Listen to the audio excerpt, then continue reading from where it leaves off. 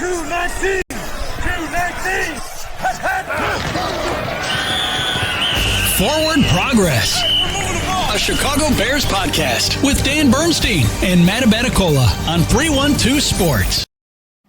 We give you Forward Progress here on 312 Sports. Dan Bernstein, Matt Abaticola. This is your place to hear all things Chicago Bears each day on 312 Sports. And we know the Bears are rededicating themselves to practicing harder to figure out who wants to be involved in the game plan. We know the Bears defense is abysmal, and the numbers show it across the board. And we know that they have stirred the ancient beast that is the anger of the 85 Bears somewhere buried deep under a glacier and frozen something, and then they stir and they get mad, and we have to say mystical words to make sure they go back to their places and that they're mollified and that the Bears play is good enough that they can go back and rest. Yeah, they come out from underground to express their anger over the Bears starting 0-2, and how back in their day they may have lost the game, but at least their opponent knew that they played the Chicago Bears. Whatever that means. Yes. But the question that I have, why are we so easy on Montez Sweat? Why? Name another sport. Because last time I checked, he's the highest paid player on a professional sports team. If you look at, the Bears salary cap for this year, the biggest cap number for the 2025 season is Montez Sweat at just over $25 million. And he has barely registered an impact at all in 2 games. There was a sack that was called back by penalty, so it didn't happen. And then there was a pass that was batted down at the very end of a game that they lost in miserable fashion to open the season after blowing a huge lead on Monday night. So, we've talked about this, though, too, because in football, and we discussed this, especially when talking about a guy like Micah Parsons, that you don't have to register numbers on the box score to be impactful in his position. Montez Sweat, you don't have to have sack numbers to be impactful, to do things. Creating double teams where you're creating open opportunities for your teammates to get in there and to create that problem in the backfield. There's opportunities there. Now, if a guy's double teamed, should leave opportunities for other defensive linemen, edge rushers to get in there to disrupt the backfield, to make plays, to put pressures and hits and sacks on the quarterback. Correct. Now that's not on him if his teammates can't do that while he's being double teamed. But you don't have to show up in the box score to be impactful as an edge rusher like he is, but he's also not disrupting the backfield. He's not creating pressure or hits on the quarterback. Let me take one issue with the presumption there, and Okay, I go think ahead. you're almost 100% correct. However, if you are an elite pass rusher, and I think this is sort of begging the question. Correct. In the truest sense, because he's not an elite pass rusher. Correct, he is not. But if you are, I don't care if they're double teaming you. At that point, a double team is not an excuse. Taking up a double team is the bare minimum of a successful pass rusher, let alone an elite passer. Put anybody you want on Micah Parsons, he's getting to the quarterback. Put anybody you want on Myles Garrett, they're getting to the quarterback. No, you're 100% correct, and I understand the distinction you wanted me to make there, and I get that. But that just goes back to the point, which I think initially needs to be said, is that he is not an elite pass rusher. He's not. He never has been. The contract given to him was given by Ryan Poles on the basis of what he was going to do. Now, we want our general managers to do that. We want our general managers to pay people for what they're going to do, not for what they have done. It's just, you can just add this to the list of another miss by Ryan Poles because he is not creating the production of an elite pass rusher. So, at this point, if this were a different sport, you would have an entire city up in arms over this. Because, think about it and I know basketball, there's fewer players on the field, and baseball is much more of an individual sport where you are given individual moments. But if the highest paid player on an MLB team were this ineffective, healthy, and this ineffective, it would be a constant drumbeat of criticism. On an NBA team, if the highest paid player, if you never heard his name called, and he was healthy and out there, people would wonder what's wrong with this guy. What's going on? And these are obviously imperfect comparisons. Correct. I get it. With different sports, yes. They're obviously imperfect. But Dan, but even though going to baseball, you can have a star player who goes through a slump that is a 10 to 15 to 20 game slump, and he's criticized. He's booed. Booed. Well, in baseball, you get the opportunity. That's the difference. In baseball, this person comes up, this person has a chance, this person does a thing, or the ball is hit to somebody. You don't get to see that in football. Nobody can be singled out in that regard. But the difference in football is you got a chance on every single play. You don't have to wait. You don't get only 4 at-bats. That cuts in both directions.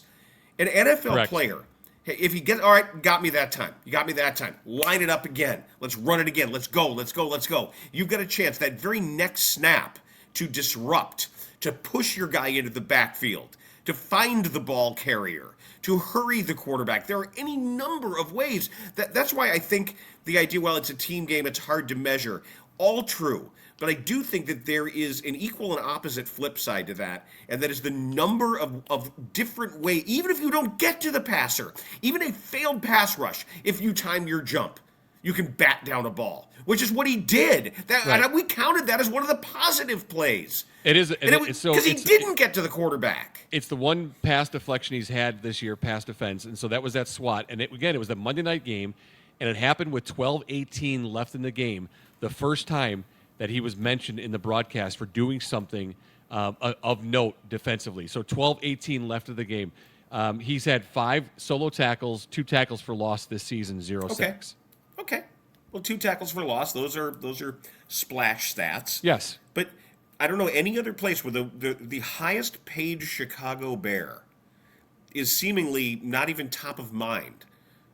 We're spending all this time talking about Ben Johnson and Caleb Williams and Kyle Manungai and Colston Loveland.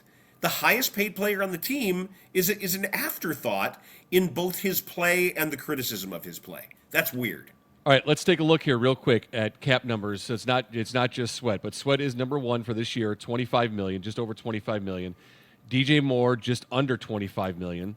Those are the only 2 players over $20 million. Tremaine Edwards is third at $17.4. Edmonds at $17.4. Jonah Jackson at $14.8. Drew Dahlman at $13.7. Jalen Johnson at $13 million. Cole Kmet at $11 million. From there, it drops under $10 million. But those are your highest paid players, highest cap hits this year. Sweat, Moore, Edmonds, Jonah Jackson, Drew Dahlman, Jalen Johnson, Cole Kmet. Okay, so here's the question. Forget the cap numbers. Okay. Jalen Johnson's going to be out for a while. Yes. We don't know if it's the season. We don't know if it's a month or 2 months or multiple weeks, whatever it is. He'll make a decision on surgery. We'll find out. Although, that new injury, not related to what he had before. That's the exact quote from Ben Johnson yesterday. It's a new injury, quote, not related to what he had before. How is that possible? I don't know. I need to know more. I think, as I mentioned on DBU, it just strains credulity to think that a groin injury on the same side of his body has nothing to do with the previous groin injury. That's what he said. And again, we need more info. But go ahead. We need more Sorry. info. Yep. As of right now, I don't quite understand, and I'm at the very least, I'm dubious. With Jalen Johnson out, who is the best player on the Bears? Who's the best player on the Bears at his position in the NFL? Relative to peers.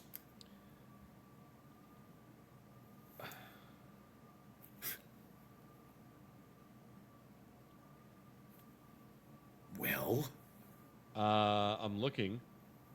Just think. I mean, it's who do you think it is? Like, who's Brisker? He's a guy. I'm trying to give you an answer. Because it's probably Tooney. Oh. It probably is. He's probably Joe Thuney. Is he still a top 5 left guard? Is he a top 10 left guard? I would say he has to be. I don't want to say easily, but a top 10 left guard, yes. What are we talking about then? What is the state of this roster? Like, forget all the stats and forget fantasy. If you're just talking about right now with Jalen, because it's clear Jalen Johnson was obviously the best player at his position on the Bears. On the Bears, correct. By a mile. By a mile. If he's out, the fact that we can't immediately identify who's next, and the fact that we're not saying the 3 guys at the top of the cap hits, that we're not saying Montez Sweat, we're not saying DJ Moore, we're not saying Tremaine Edmonds. Yeah, I mean, that obviously speaks to what we've discussed on previous shows is Ryan Poles. And I know listening to everything is hard at times, but I was just looking at some of our feedback, Dan, some of the comments and whatnot, some emails, a little criticism that we haven't gone after Ryan Poles just enough. I mean, we've talked about Ryan Poles. We've talked about the horrible drafting. We've talked about this is the roster that he's put together that's created some really bad play in the first 2 games. I think that's sort of we get all that. I think it's understood that it's understood bad. At this point. The record right? We don't have to go out and do that every time. They're not going to fire him. I understand. Like, if we thought that there was a move that was imminent, if we thought that all of a sudden this was going to allow Ben Johnson to bring in his handpicked guy, and that there was some power struggle here, that Ben Johnson was going to win and wrest control of the team under Kevin Warren, like, we don't have even the first stirrings of that yet. Ryan Poles just got an extension. Yeah, he's the general manager currently through the 2029 season.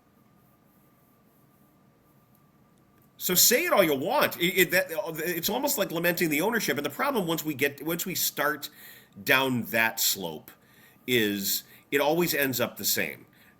I'll tell you what nobody's talking about. It's not Ryan Poles. It's the McCaskies. Right, and then if anybody can tell me what and why and how and what the actual mechanisms are, and a lot of those emails have come in too. Guys, you have to talk about the real problem. It's the McCaskies. Okay, well, somebody tell me exactly how that makes Kevin Warren bad at his job and how that makes Ryan Poles bad at his job. I've yet to see how it all connects to make it matter in a way that doesn't all seem like voodoo. But let me ask you this. Let's stick with Montez Sweat, too. What was your feeling when the Bears made that move for Montez Sweat? I thought he was a solid player who was going to make them better. And players like that, true stars like that, usually don't become available via free agency or trade. So when you can get one, you should. That doesn't mean he had to be their highest paid player. It didn't mean that immediately they had to evaluate him as an elite game-changing, game-wrecking defensive end, but I think he was a solid addition. Now, they weren't going to make that move for him without the next step of a big contract. Okay. Ryan, so I agree. And when the move was made, good move. Montez Sweat is a solid defensive end, a solid edge rusher, a good player that's going to help improve your defense. That necessarily doesn't mean that he had to be the highest paid player on your team. That's Ryan Poles' decision. And again, I'll credit him for paying a guy for future work, not for what he's done, because a lot of baseball general managers, we've talked about that a lot, do that in an incorrect move. Reward a guy for past play. We want to reward a player for future performance. And Ryan Poles did the right thing there, but he just may have made a mistake in the amount of money making him the highest paid player on the team, because he's not an elite pass rusher. He's not going to be the guy that changes the Bears defense. He's not a guy that offensive coordinators say, all right, we need to find a way to stop Montez Sweat. We need to scheme in a certain way that prevents him from disrupting our offensive flow. We can single him and keep him occupied. We can double him and make him vanish. That's not an elite pass rusher. No, but it was still worth trading a second round pick for him.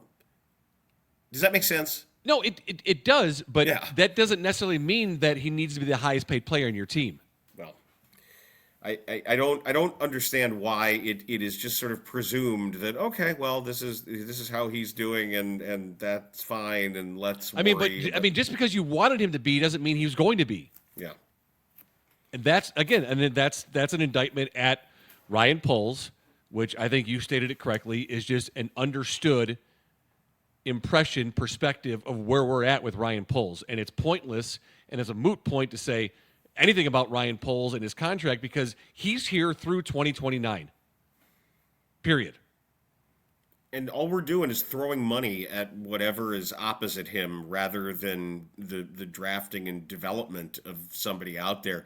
Hell, they were showing it the other day. They were showing what Leonard Floyd has done. You talk about just like a veteran, just a productive veteran edge player, what he's become. And that was a Bears draft pick.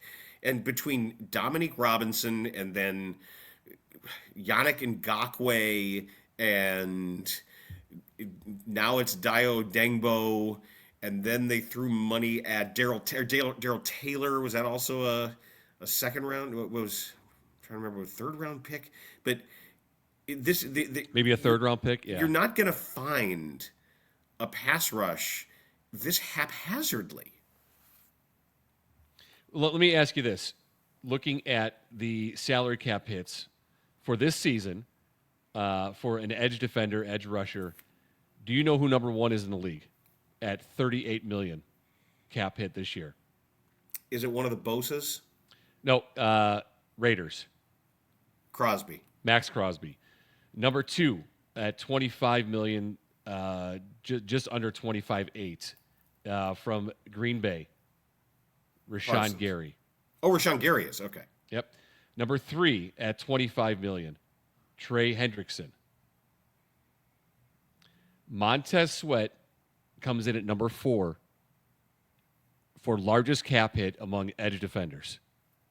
He's number 4 at the position in the league. It's not worth it. Number 5, TJ Watt. Number 6, Myles Garrett. Number 7, Jonathan Grenard. Number 8, Nick Bosa. Number 9, Danielle Hunter. Number 10, Alex Highsmith from Pittsburgh. 11, Khalil Mack. Brian Burns from the Giants is 12. Joshua Hines Allen, 13. We can stop there. I think that's right. There's obviously a name that down doesn't to 13 belong there. million there at that point. There's a clear glaring name that doesn't belong. Yeah. So of the players that are a 20 million or more cap hit this year, there are 9. Montez Sweat is 4th on that list. There are 4 players making over 25 million in a cap hit this year. Montez Sweat is on that list. And he is in the middle of his prime at age 29. Because usually after 30, those numbers start to decrease. The production starts to decrease. When Ben Johnson met the media yesterday, his virtual media session, he was asked about Montez Sweat by Courtney Cronin. And, she asked the most important questions, I thought, late yesterday of what I've heard. He says, quote, he's brought substantial effort. Quote, he's trying to do it the way we're coaching it. There is one area he's hearing from our coaches. And he goes on, and I'll paraphrase what he says. It's that he's not winning the one-on-one battles.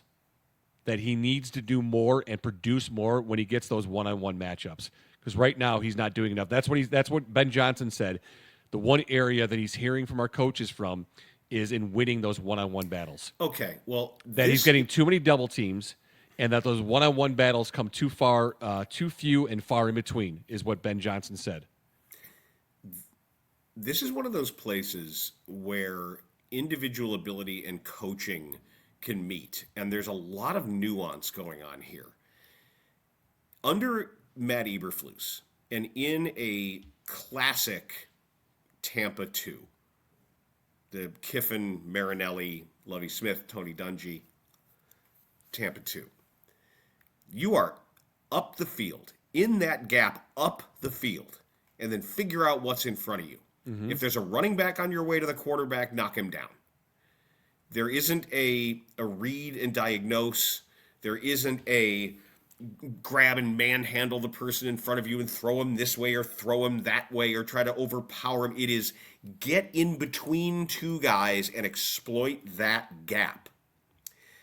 Maybe his skills are better suited to that kind of line play than what Dennis Allen asked to do, which is a more physical taking on of the blocker and defeating the block, if that makes sense. Yeah, no, it There's does. all kinds of ways to do this, and there are in a 3-4 when you're asking these 5 techniques and a 0 technique to absorb and hold.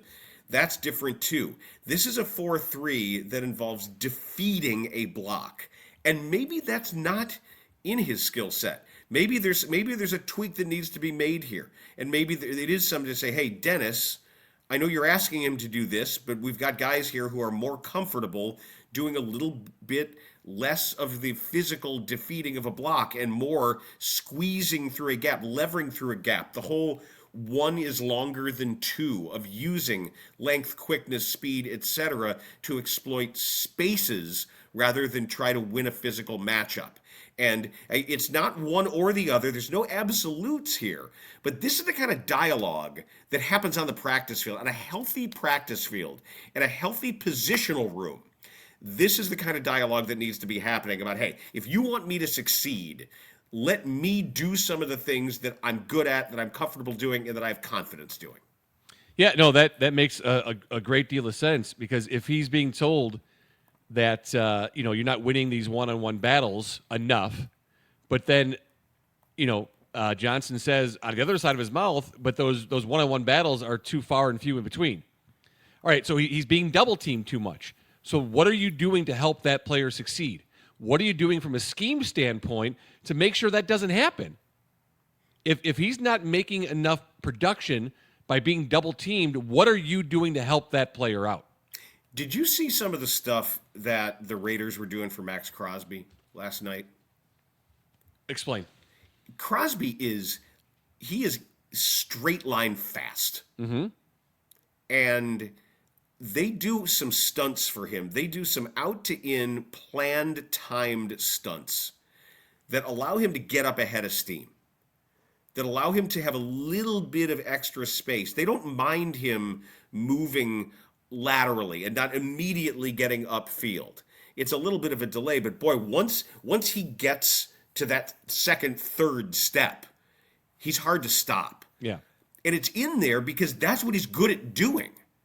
And then when they have to account for it, and if they can do things off of it, and if they can show the same look where they're going to have the tackle end twist or however whatever they want, whatever football-y stuff they want to call it, it might be time to work with your highest paid player and figure out, rather than just saying, oh, either he's single teamed or he's double teamed, you do what you got to do regardless, and say, perhaps you're going to make everybody better, and you'll have what Eberflus called his Tez effect, if in fact you start with him and figure out what you have to do to get him going first, rather than allow everybody else and allow your opponent to dictate it before the game starts. Right.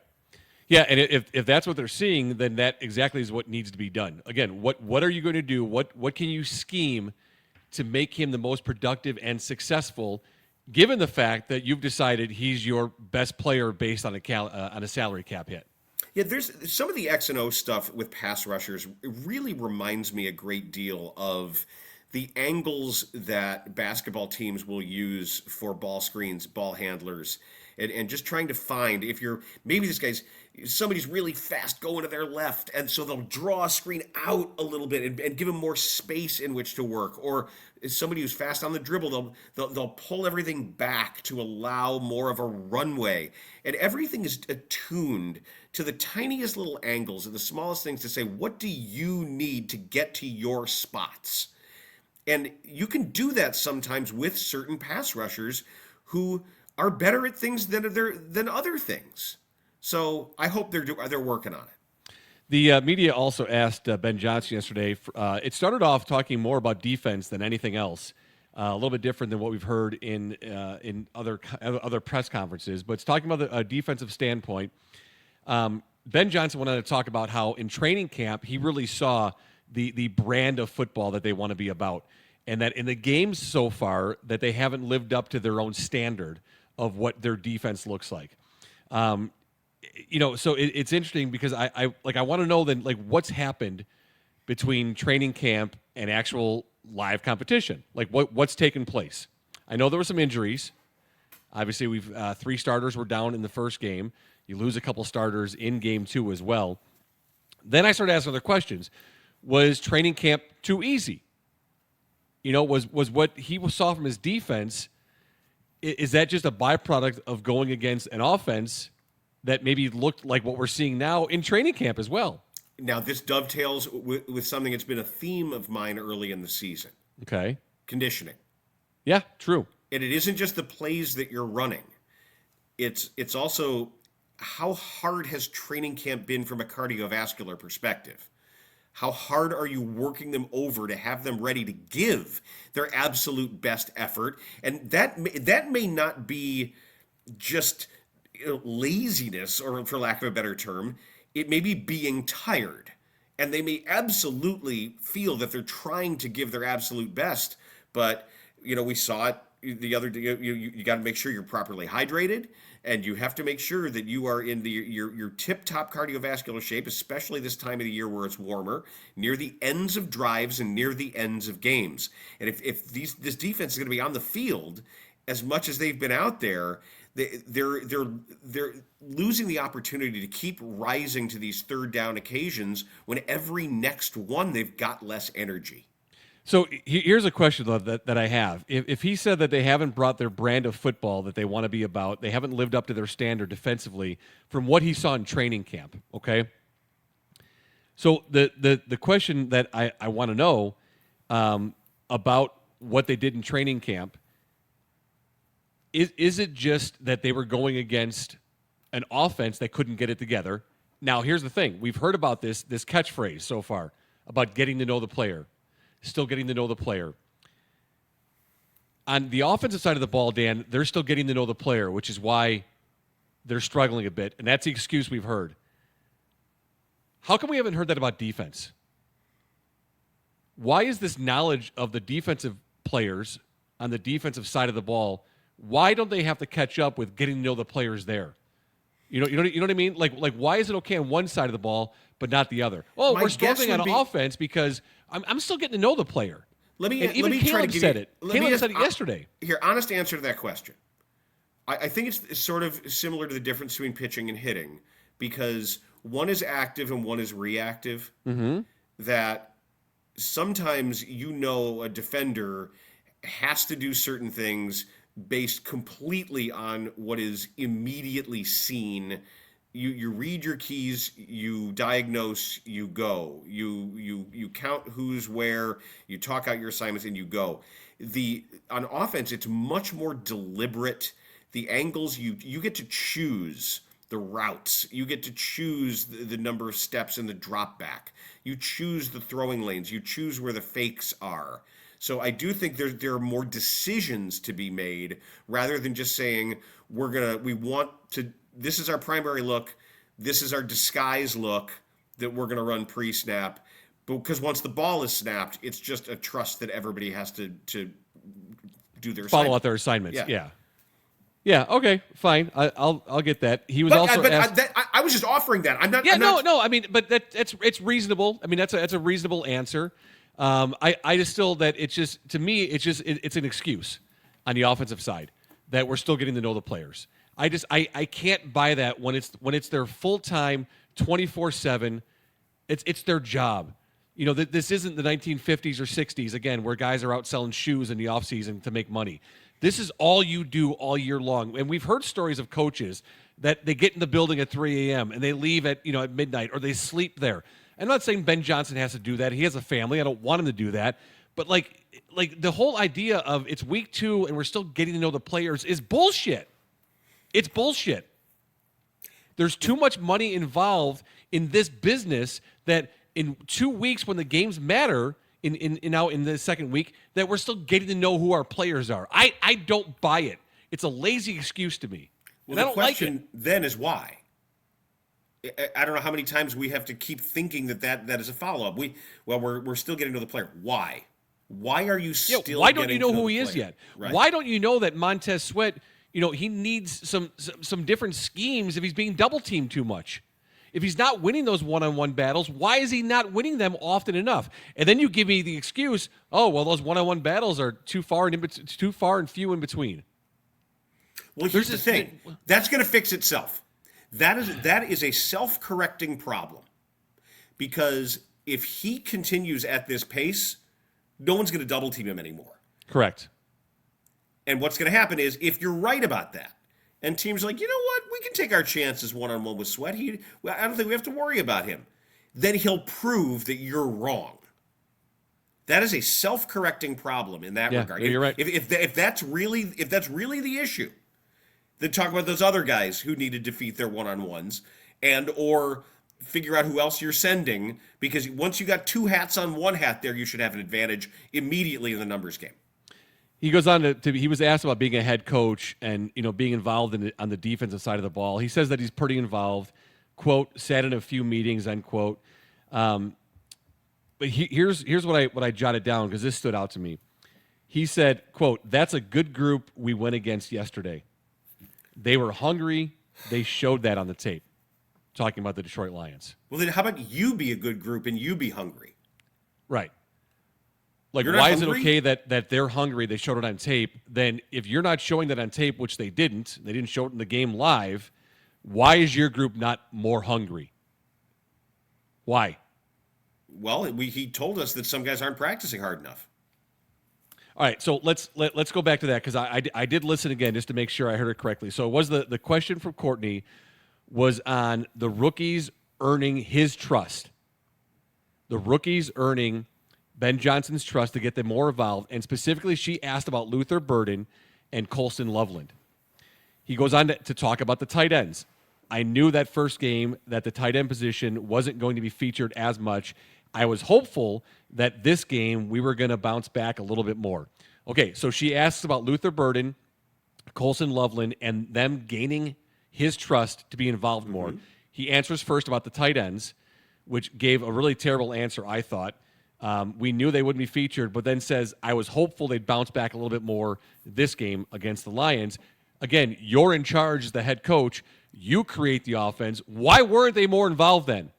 If you were hopeful they were more involved, well, then why weren't they more involved? And why does Cole Kmet get dragged into a question about the rookies?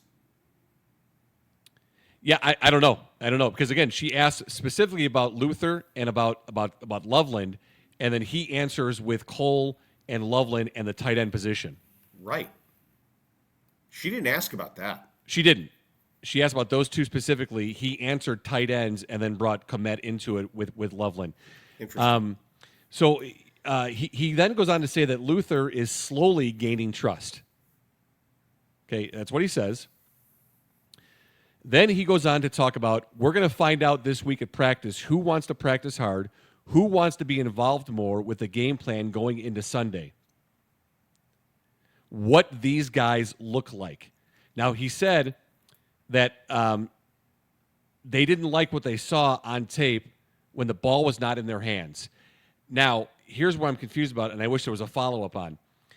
Is he talking about the team in general when he says these guys? Because the question was asked about two specific players. He brings in Cole Kmet. Then he goes on to start using pronouns like these guys. We didn't like what we saw when they didn't have the ball in their hands. Is he talking about the rookies? Is he talking about the two rookies asked about and Cole Kmet? Or is he talking about the team in general? So when he says, we're going to find out this week at practice who wants to practice hard, who wants to be involved more with the game plan going into Sunday, is he talking about Loveland, Luther? Is he talking about those two and Cole Kmet? Or is he talking about, in general, the guys on offense, generally speaking? Now, that is a valid and lucid question, Mr. Gambini. But let me also bring this up. When you talk about the ball not being in someone's hands, let's keep it to offense. Yeah, there's a couple things. Can I answer?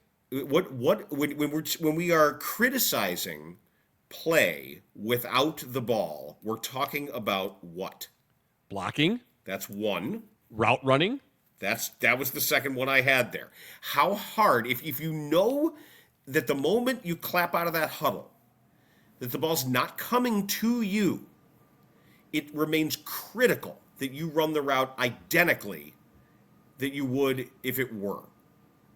And if all of a sudden, like, well, it's not coming to me, I'm going to half-ass this cut, or I'm not going to go full speed, or I'm not going to try to defeat this press man with the same sort of vigor, that shows.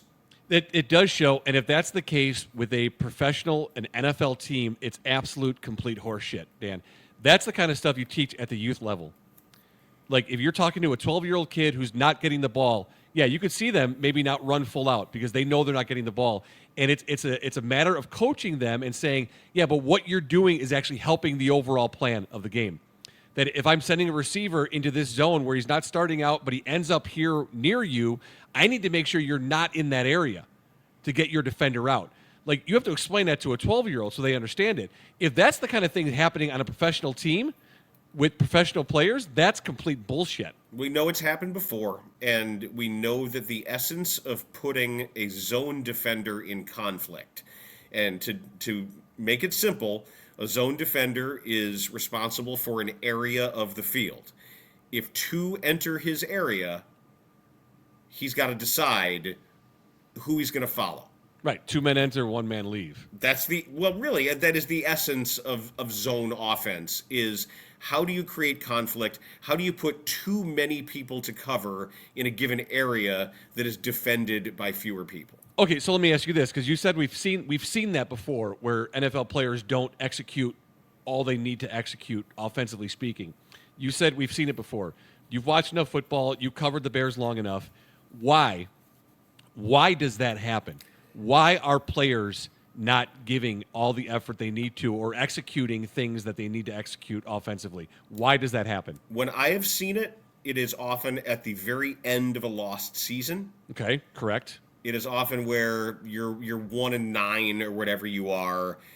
Sometimes it is something less than conscious, where somebody is going to feel that, hey, I'm really giving my hardest, but you're really not, even though you think you are. Okay, that's Some fair. of it is, I've seen it with injured or older players. There is a very sort of animal sense of self-preservation. Correct.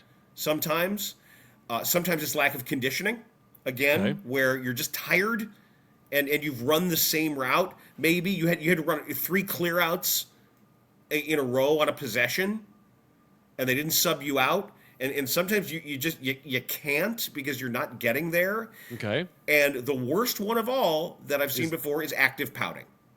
Okay. That is somebody just being a bitch and be like, oh, if I'm not going to get it, I'm gonna half-ass my ass over here. So let me ask you this though. Then when does, there's one I thought we might throw in there, and let's discuss this. When does coaching get involved? Well, because that's this whole attention to detail thing that we've taken for granted. Because if you see it in a practice, if you have been seeing it in a practice, you call it out in film, you stop the tape. Antoine Randall, for everything we've heard, and I'm just presuming wide receivers because it's something more visible with wide receivers, that Antoine Randall, we see him jumping up and down and screaming on the sidelines and yelling at people, and he's Mr. Activity, and the camera loves him. I'd love to know what's going on in the positional room. When you can walk over to a guy and say, look me in the eye. Why didn't you finish that route? You knew that you were supposed to run a 15-yard dig, pull it straight back 5 yards, and make a good target. And yet you didn't. You made a little cut, and you turned halfway, and you stood there, and you watched the other side of the field where you thought the ball was going. Now, this is all stuff that I'm kind of making up, but stuff that happens across football. That's what attention to detail is. In a practice, you stop it because you see it, and you say, run it again. That's unacceptable. That is what we thought we were hiring with attention to detail. And maybe they're doing it, and maybe people aren't listening because there's so much we don't know because of what we're not allowed to see anymore. We don't have these cameras in the meeting rooms. I'd love to ask players, have you been admonished for this? Ask Luther Burden. Ask Colston Loveland. Hell, because he mentioned his name, ask Cole Kmet. Are the tight ends having issues in that room? Are they being told, we need to see you look more active, aggressive, engaged when the ball's not in your hands? I'd love to know. Yeah, because I really, on that one particular point of questioning, I really would love to know who he's referring to when he says that. Because that's a really big thing. And I know you said that Brad Biggs pulled it out today in his piece. Yep. We're going to find out this week at practice who wants to practice hard and who wants to be involved more with the game plan going into Sunday. What these guys look like. Didn't like what they saw when the ball was not in their hands. Who is he referring to? That's really important. Is he referring to Luther and Loveland, where they were brought up in the question? Or did he use it as an opportunity? Did he use that as a springboard into the entire team? A larger coaching statement through the media to have that heard? That's what I want to know. Because, again, when you have a direct question about two guys, he brings in a third and then makes this big general statement. We're going to find out this week at practice who wants to practice hard and who wants to be involved more in the game plan going into Sunday. That's a huge indictment, though, too. A huge indictment for a shitty 0-2 team right now. For your coach to say, we need to see who wants to practice hard this week. Because what he's telling us is that we're not practicing hard enough in practice. We're not giving it all in practice. And if you want to be involved more, well, then show me. Now, to me, that sounds like obviously he's talking specifically about offense. You want to get more involved in the game plan. And that's where the question started. I really would love to know what was in his brain there, who he was thinking about or talking to specifically, unless it was just a big general statement, which, if that's the case, even worse. I think it's fair under this coach to make the presumption whenever he says something like that is so seemingly important to his true football feelings, it's always going to be offense. That's how he sees the game. And I don't care how many, I care a lot. I sit in meetings.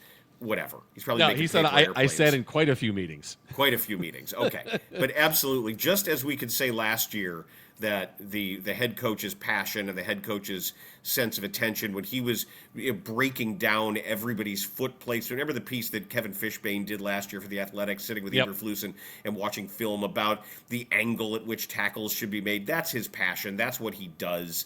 We'll see it at Soldier Field Sunday afternoon. Another national game, by the way, the big game of the afternoon for some reason. Oh yeah, we get Tom Brady, luckily.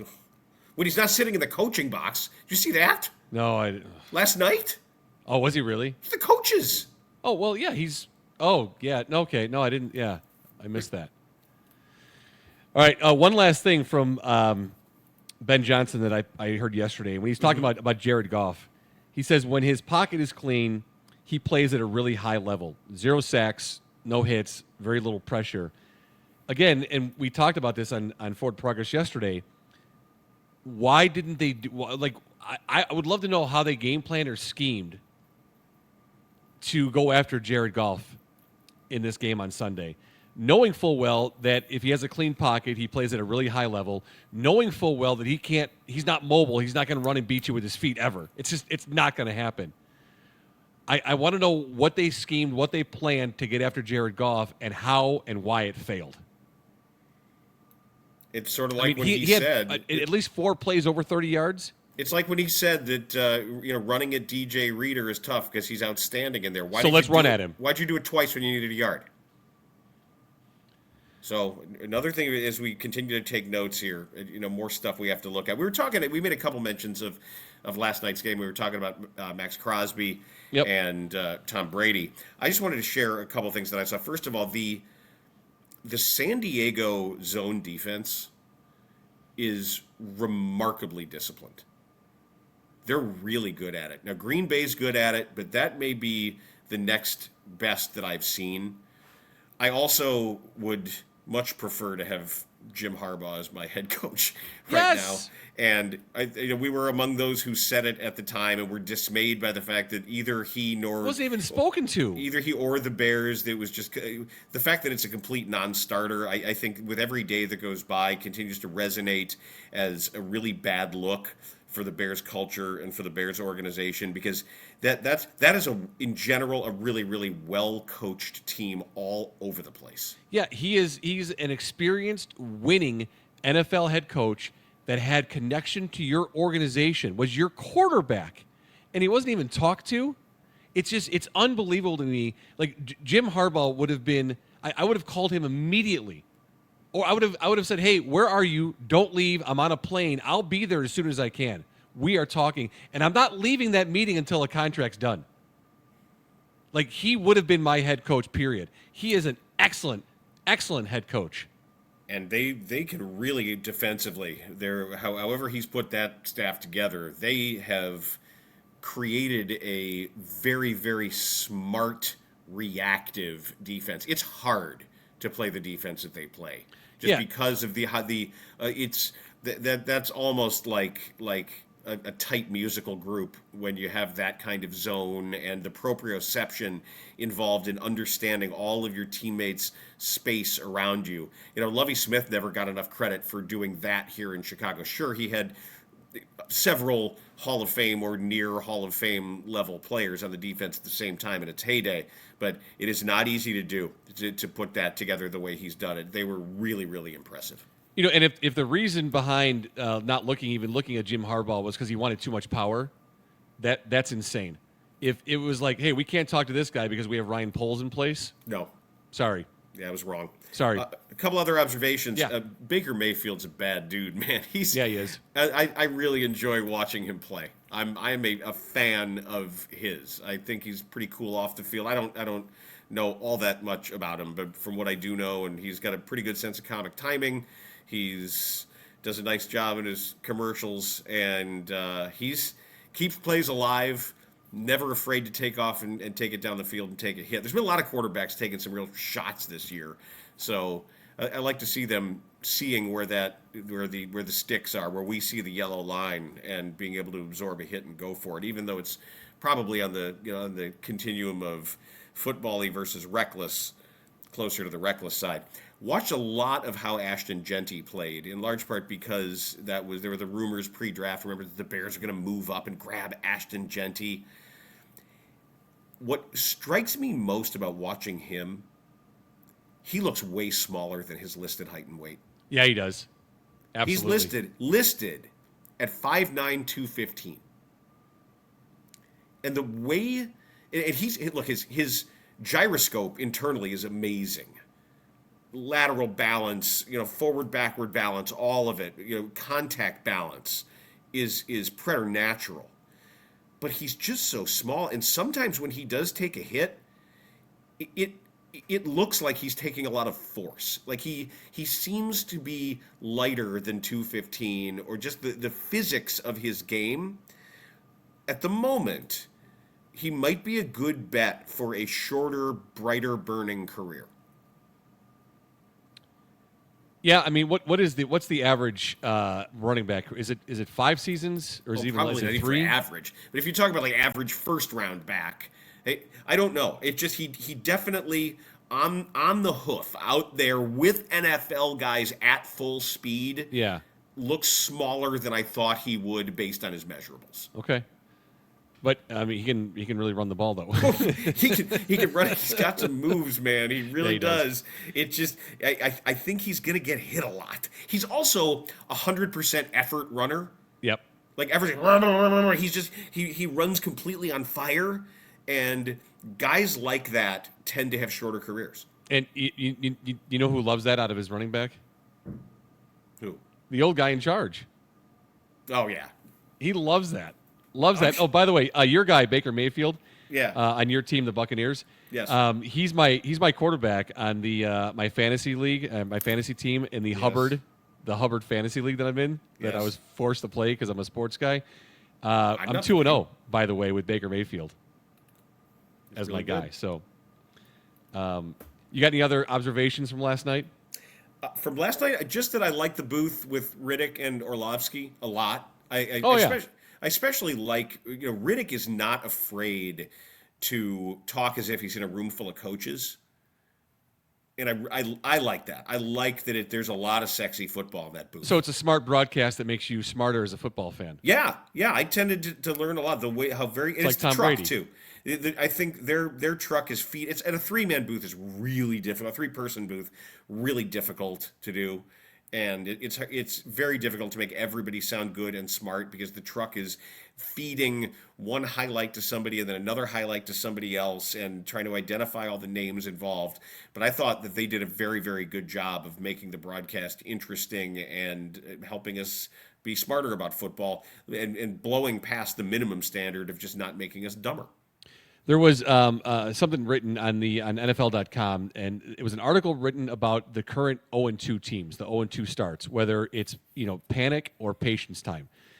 Real quick here, I just want to share this with you about the Chicago Bears. Anybody who looked at the Bears' schedule knew the first 2 weeks wouldn't be easy for a young team trying to ascend in the ultra-competitive NFC North. Chicago had to start the year by hosting the Vikings that won 14 games in 2024 before traveling to Detroit to meet the same Lions squad that has owned the division the last 2 seasons. 2 defeats to start the season were reasonable to expect. The problem in Chicago is how those losses have come. The Bears had the Vikings in a chokehold last Monday night before blowing a 17-6 lead and allowing Minnesota quarterback J.J. McCarthy to score 3 fourth-quarter touchdowns. What happened in Detroit on Sunday was even more unsettling. The 52-21 beatdown revealed even more holes in the Chicago defense as the Lions generated several explosive plays and quarterback Jared Goff finished with 5 touchdown passes. There's been so much discussion about new head coach Ben Johnson, how he can help second-year quarterback Caleb Williams and that offense evolve, but we're witnessing firsthand how suspect that defense might be all season. The Bears don't get many breaks with their schedule over the next 4 weeks. Either 4 of the next 6 games are on the road, with 3 of those next 6 are against teams that have shown the ability to light up the scoreboard. Chicago had better find a way to slow teams down real fast. There are other areas to address: the penalties, the inability of Williams to play a complete game. But the Bears clearly need more defense if they want to hang with the heavyweights in the NFC. The verdict on the Bears, patience or panic, is panic. Now, yes. We choose panic. Now, it's not incorrect, and that's a national perspective. That's not a Bears person, not a Chicago person. Yet here it is, 2 weeks, they've seen with their eyes what they've seen, and it's fair. That is an accurate assessment. Stop telling me that it's only been 2 games if you're local in town. Stop telling me that. That's enough. Then you have multiple injuries preventing starters from playing on a bad defense already. 32nd in points allowed, 28th in yards allowed, 9.9 yards allowed per pass. Stop telling me it's only 2 games. This is not a very good football team, and there's nothing you could tell me that says, hey, they're going to turn it around because of X, Y, and Z. They may tighten it up offensively and commit less penalties on the offensive line. They may be able to run the ball better. Caleb Williams may be able to play a complete game more than just the opening drive, but defensively, they're not going to stop anyone, particularly the teams in our own division. That is Matt Abatacola. I'm Dan Bernstein. This on 312 Sports is Forward Progress, a Chicago Bears podcast.